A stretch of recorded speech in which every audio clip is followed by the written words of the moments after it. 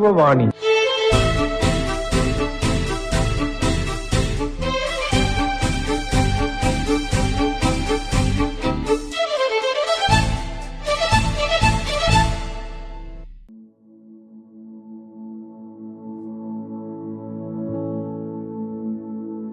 പ്രിയ ശ്രോതാക്കളെ, എല്ലാവർക്കും യുവവാണിയുടെ യുവപരിചയത്തിലേക്ക് സ്വാഗതം.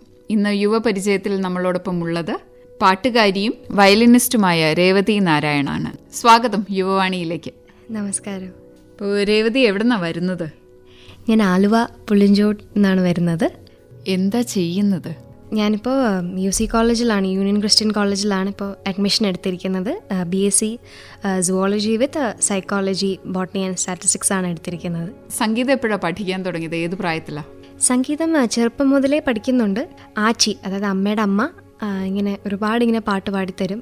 അപ്പോൾ അത് ഏറ്റ് പാടി പാടി കൊച്ചിലെ മുതലേ ഇങ്ങനെ സരിഗമ്മയൊക്കെ ആച്ചിയാണ് ആദ്യമായിട്ട്. ആച്ചിയും മാമനും അമ്മയും എല്ലാവരും കൂടെയാണ് സ്റ്റാർട്ടിങ് വോക്കലിൻ്റെ തുടങ്ങിയിരിക്കുന്നത്. അവരൊക്കെ സംഗീതം പഠിച്ചവരാണ്? അതെ അതെ, അവരെല്ലാവരും സംഗീതം പഠിച്ചവരാണ്. ഇപ്പോൾ ആദ്യത്തെ ഗുരു ആരായിരുന്നു? ഇവരൊക്കെ തന്നെയായിരുന്നു അല്ലേ? ആദ്യത്തെ ഗുരു എന്ന് പറയുന്നത് തീർച്ചയായിട്ടും അമ്മയും ആച്ചിയും മാമനും ഒക്കെ തന്നെയാണ്. അതിനുശേഷം ഞാൻ ആദ്യമായിട്ട് ദക്ഷിണ കൊടുത്തത് തൃച്ചി ഗണേഷ് സാറിനാണ്. സാറിൻ്റെ അടുത്ത് എനിക്ക് അധികം കാലം പഠിക്കാൻ പറ്റിയില്ല. അപ്പോൾ ഞാൻ സാറിൻ്റെ ശിഷ്യനായ ഭരണികുമാർ അജയൻ സാറിൻ്റെ അടുത്താണ് ഞാൻ ആദ്യമായിട്ട് സ്റ്റാർട്ട് ചെയ്തത്, കറക്റ്റായിട്ടെല്ലാം സ്റ്റാർട്ട് ചെയ്തത്. അതിനുശേഷം പിന്നെ ഞാൻ കുറച്ച് നാൾ കഴിഞ്ഞപ്പോൾ ഒരു ചെറിയ ഹയർ സ്റ്റഡീസ് എന്നുള്ളൊരു പോലെ ചെറിയനാട് ബിനു സാറിൻ്റെ അടുത്ത് വോക്കൽ പഠിക്കുന്നുണ്ടായിരുന്നു. പിന്നെ കൊറോണയൊക്കെ വന്ന് ഒരു ചെറിയ ഗ്യാപ്പ് വന്നു. എന്നാലും സാറിനെ കാണാൻ കിട്ടുന്ന സമയം കിട്ടുന്നത് പോലെ എല്ലാം സാറിനെ ചെന്ന് കാണുന്നുണ്ട്. ഇപ്പോഴത്തെ ഗുരു അദ്ദേഹമാണ്? അതെ അതെ, ഇപ്പോൾ ബിനു സാറിൻ്റെ അടുത്ത് തന്നെയാണ് പഠിക്കുന്നത്. ശരി, അപ്പോൾ നമുക്ക് ആദ്യത്തെ പാട്ടിലേക്ക് പോവാം. എന്തു പറയുന്നു? ശരി, നമ്മൾ ആദ്യമായിട്ട് ഒരു കൃതിയാണ് പാടാൻ പോകുന്നത്, ഒരു കർണാട്ടിക് കൃതി.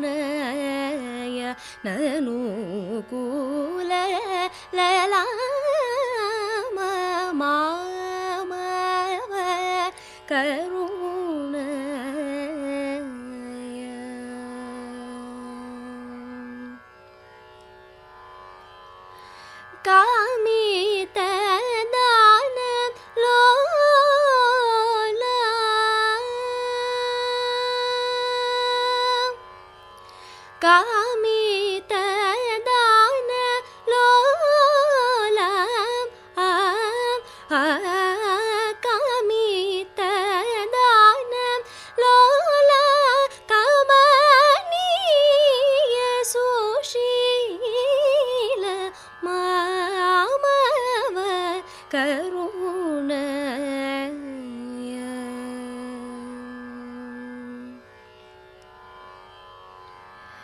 ഹരിഗണവിദളന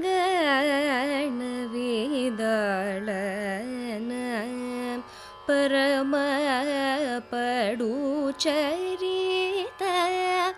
ഹരിഗണവിദളന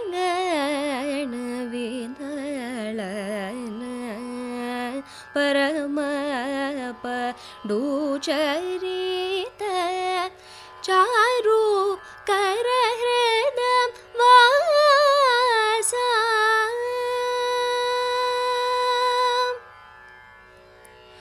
ചാരു കരഹൃദം വാസാം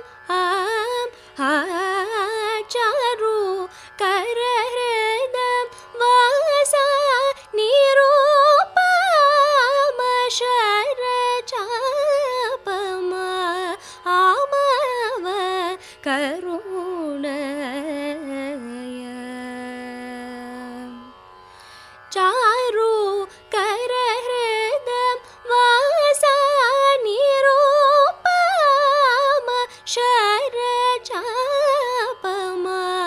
ആമവ കരുണയ നനുകൂല ലലാമ മാമവ കരുണയ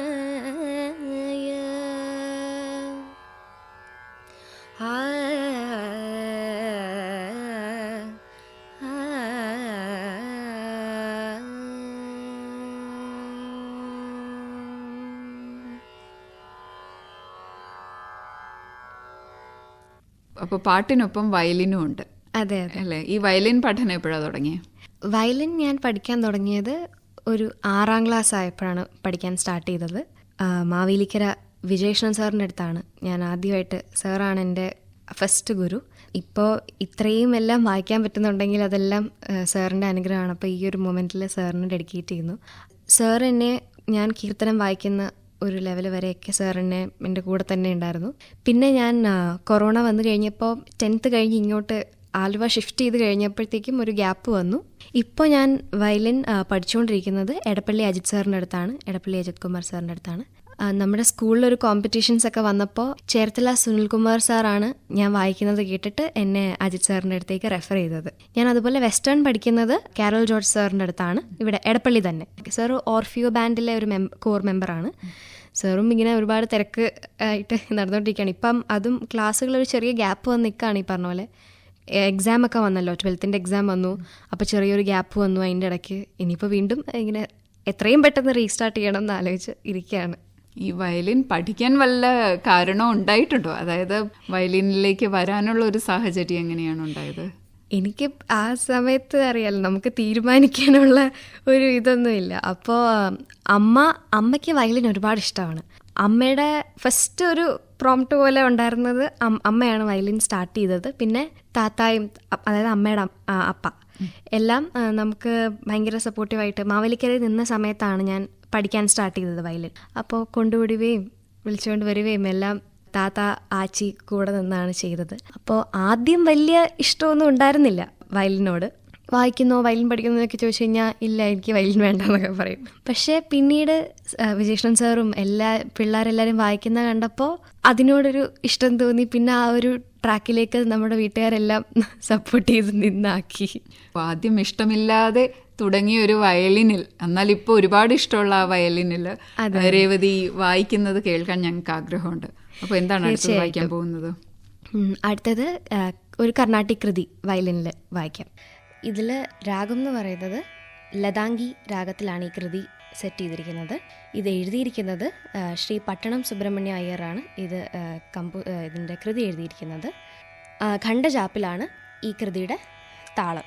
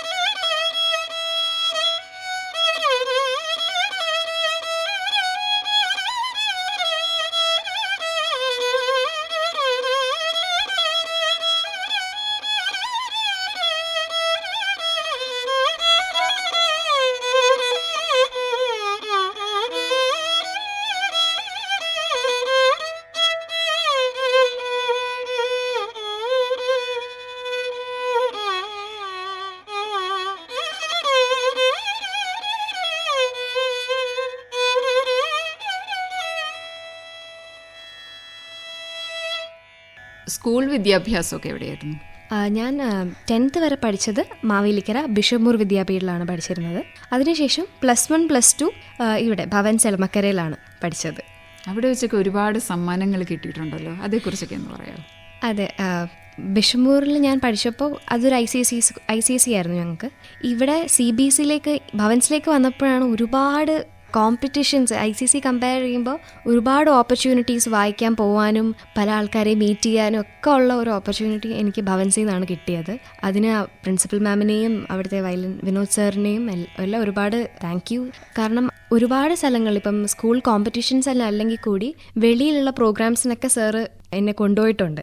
അപ്പോൾ ഇവിടെ നമ്മുടെ സ്കൂളിൽ യൂത്ത് ഫെസ്റ്റിവൽ പോലെ വേദിക എന്ന് പറഞ്ഞിട്ടൊരു കോമ്പറ്റീഷൻ ഉണ്ട്. അവിടെ എല്ലാം എനിക്ക് കർണാട്ടിക് വോക്കൽ, വയലിൻ, പിന്നെ ഗ്രൂപ്പ് മ്യൂസിക്, അതുപോലെ റെസിറ്റേഷൻ, മലയാളം ലൈറ്റ് മ്യൂസിക്, ഇതിനെല്ലാം ഫെസ്റ്റിവൽ ലെവലിൽ സ്കൂളിൽ പ്രൈസ് കിട്ടിയിട്ടുണ്ട്. പിന്നെ ഓൾ കേരള ഭവൻസ് ഫെസ്റ്റ്, കേരളത്തിലെ എല്ലാ ഭവൻ സ്കൂളും കൂടെ വന്നിട്ടൊരു കോമ്പറ്റീഷൻ ഉണ്ട്. അവിടെയും ചെന്നപ്പോൾ കർണാട്ടിക്കും ലൈറ്റ് മ്യൂസിക്കും ഗ്രൂപ്പ് മ്യൂസിക്കിനും എല്ലാം സെയിം എല്ലാ കാറ്റഗറിക്കും അവിടെയും പ്രൈസ് കിട്ടി. അങ്ങനെ +1 +2 അടുപ്പിച്ച് ഭവൻസ് ജ്യോതി, നമ്മൾ കലാതിലകം എന്നൊക്കെ പറയുന്ന പോലെ ഭവൻസ് ജ്യോതി 2 വർഷം അടുപ്പിച്ച് അവിടെ കിട്ടി. അപ്പോൾ ഭവൻസിൽ വന്നത് ഒരു വഴിത്തിരിവായിരുന്നു ശരിക്കും പറഞ്ഞാൽ. അതെ അതെ, ഒരു വലിയ വഴിത്തിരിവായിരുന്നു. അപ്പോൾ നമുക്ക് എന്നാൽ ഒരു പാട്ടുകൂടെ കേൾക്കാം. തീർച്ചയായിട്ടും. ഒരു ലളിതഗാനായാലോ ഇപ്പോൾ? ആയിക്കോട്ടെ. ഞാൻ അടുത്തായിട്ട് പാടാൻ പോകുന്ന ലളിതഗാനം, അതിൻ്റെ മ്യൂസിക് കമ്പോസ് ചെയ്തിരിക്കുന്നത് എൻ്റെ വയലിൻ സാർ തന്നെയാണ്, അജിത് സാർ തന്നെയാണ്. അതുപോലെ എനിക്ക് ഈ പാട്ട് പാടാൻ എനിക്ക് പഠിപ്പിച്ചു തരുന്നതൊക്കെ സാറിൻ്റെ മോള് കൃഷ്ണ ചേച്ചിയാണ്. അപ്പോൾ ഒരു 4 വരി പാടാം. ഓക്കെ.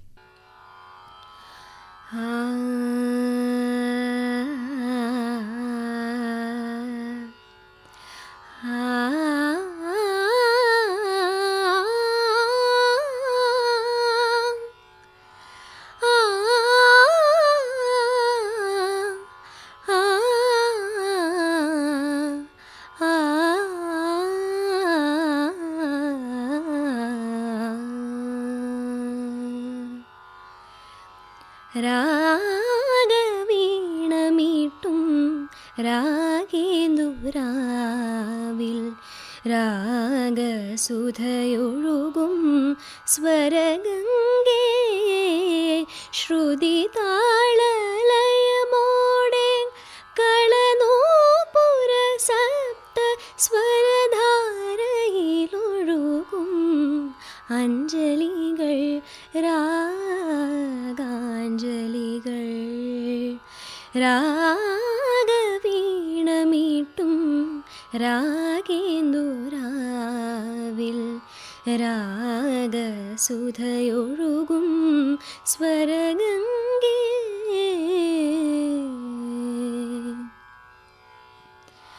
ഒരു കൃഷ്ണ തുളസി പൂ മാല പോൽ ഞാൻ ഒരു രാഗമാല അണിച്ചിടുമ്പോൾ, ഒരു കൃഷ്ണ തുളസി പൂ മാല പോൽ ഞാൻ ഒരു രാഗമാല അണിച്ചിടുമ്പോൾ അലിയുന്നു ഞാൻ നിന്നിൽ അനുരൂപമഴകാർന്നൊരീണവുമായി എൻ്റെ മാനസമണി വേണുഗാനവുമായി. രാഗവീണമീട്ടും രാഗേന്ദുരാവിൽ രാഗസുധയൊഴുകും സ്വരഗംഗേ.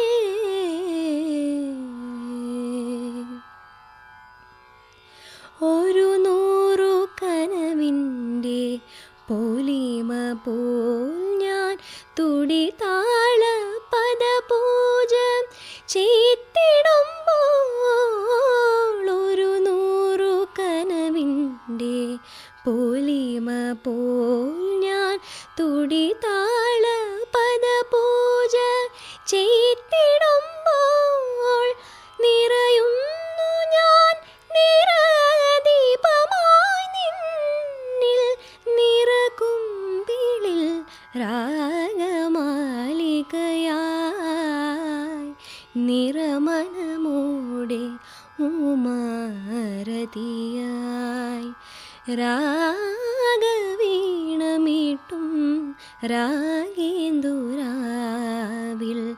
രാഗസുധയൊഴുകും സ്വരഗംഗേ ശ്രുതി താളലയമോടെ കളനൂപുര സപ്ത സ്വരധാരയിലൊഴുകും അഞ്ജലികൾ രാഗാഞ്ജലികൾ.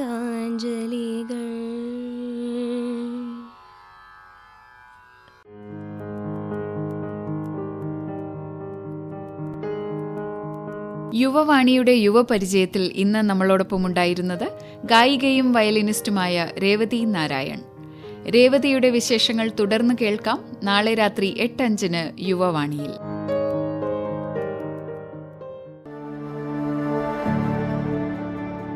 കൊച്ചി ആകാശവാണിയുടെ യുവവാണി പരിപാടിയിൽ വിവിധ പരിപാടികൾ അവതരിപ്പിക്കാൻ നിങ്ങൾക്ക് താല്പര്യമുണ്ടോ?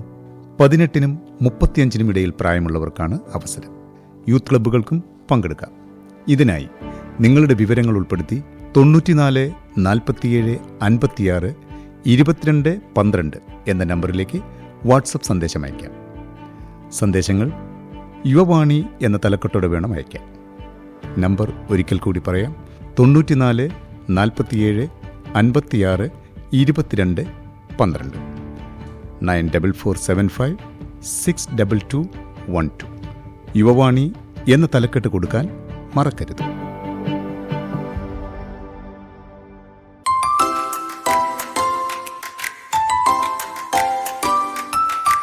ഇന്നത്തെ യുവവാണി ഇവിടെ സമാപിക്കുന്നു. നിർവഹണം റിയ. യുവവാണി സമാപിക്കുന്നു.